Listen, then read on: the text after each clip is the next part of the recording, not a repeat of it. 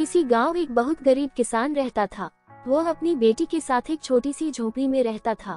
उसके पास खेती करने के लिए इतनी कम जमीन थी कि उसकी फसल को बेचकर उसे बिल्कुल थोड़े से रुपए मिलते थे। उन रुपयों से वे लोग ठीक से खाना भी नहीं खा पाते थे। वो राजा के पास अपनी समस्या लेकर गया। राजा दयालु था। उन्होंने किसान को अपनी जमीन में से कुछ जमीन दे दी खेती करने के लिए। उन्होंने कहा, यह जमीन तो हमारी ही रहेगी, लेकिन उस पर उगने वाली फसल तुम्हारी होगी। किसान ने राजा को बहुत बहुत धन्यवाद दिया। एक दिन वो खेत की जुताई कर रहा था, तभी उसका हल किसी कठोर चीज से टकराया। उसने वहां खोदकर देखा तो उसे सोने की एक ओखली मिली। किसान ईमानदार था। उसने अपनी बेटी से कहा, हमें यह ओखली राजा के खेत से मिली है।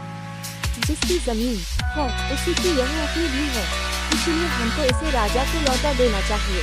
किसान की बेटी बोली, नहीं पिताजी, आप ऐसा मत कीजिए। किसान, आपको सिर्फ ओखली मिली है।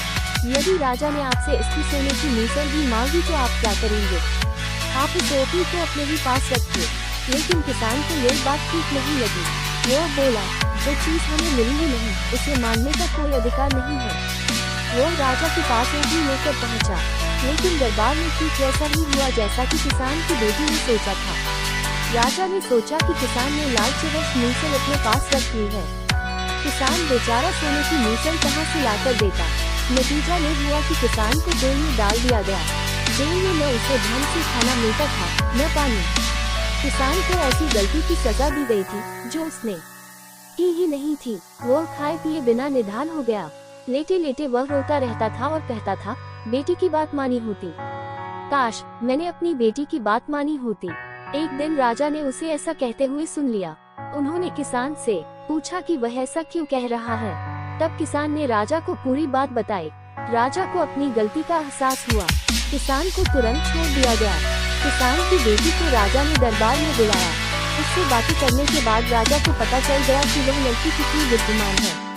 किसान की बेटी को राज्य के खजाने का मंत्री बना दिया गया। उन्हें रहने के लिए घर और सभी सुख सुविधाएं दी गयी। किसान और उसकी बेटी सदा खुश रहने लगे। किसान को थोड़ा कष्ट जरूर झेलना पड़ा, लेकिन अंत में जीत सच्चाई की हुई और हमेशा से अंत में जीत सच्चाई की ही होती आ रही है। थोड़ी देर की बुराई भले ही परेशान करता है, लेकिन इससे भी डरना नहीं चाहिए। इसी तरह की कहानी सुनने के लिए मेरे इस चैनल को सब्सक्राइब जरूर करें, बेल आइकॉन को दबाना न भूलें।